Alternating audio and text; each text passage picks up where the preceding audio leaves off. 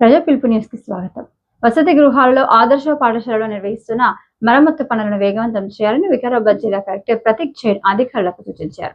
శుక్రవారం నవాబ్పేట మండల కేంద్రంలోని కస్తూర్బా గాంధీ బాలికల విద్యాలయం, ఆదర్శ పాఠశాల, బీసీ వసతి గృహం, ఇందిరమ్మ ఇళ్ల నిర్మాణ పనులను జిల్లా కలెక్టర్ ప్రతీక్ జైన్ ఆకస్మికంగా తనిఖీ చేశారు. బీసీ వసతి గృహం పనులను పూర్తి చేసి ఆగస్టు 15 లోపు అన్ని వసతులతో అందుబాటులోకి తీసుకురావాలని అధికారులు సూచించారు.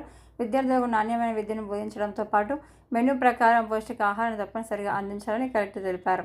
వసతి గృహంలోని విద్యార్థులను ఎల్లప్పటికీ వైద్య పరీక్ష నిర్వహిస్తూ వైద్య సేవలు అందించాలని ఆదేశించారు. నవాబ్పేట మండలంలో మంజూరైన ఇందిరమ్మ ఇళ్ల నిర్మాణ పనులను వేగవంతం చేయాలని, నిర్మాణాలు చేపట్టుకుంటున్న లబ్ధిదారులకు చెల్లింపులతో ఏదైనా సాంకేతిక లోపం ఉంటే ఆ దృష్టికి తీసుకువచ్చినట్లయితే సమస్యల పరిష్కారం అవుతాయని కలెక్టర్ తెలిపారు.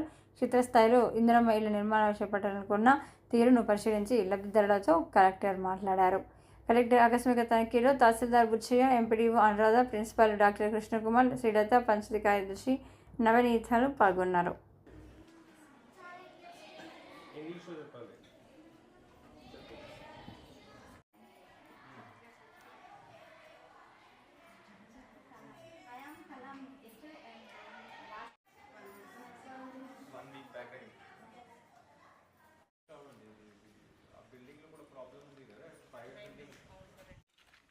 కాస్ట్ ఎక్కువ అవుతున్నాయి ఊళ్ళో.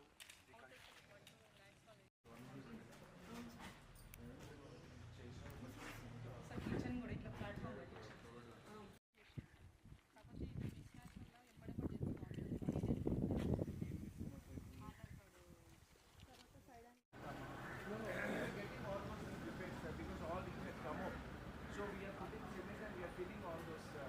patches which are there.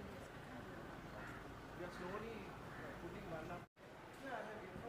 I did inform MPDO. I inform MPO. Yeah, I inform MPDO. I will issue memo also that they will be starting to do that. No, please give him money, sir. We are doing a lot of hard work. All of you also. So no, definitely, sir, and I definitely respect small incident also will cause a lot of issues. Yeah, no, I understand that, sir. Some things.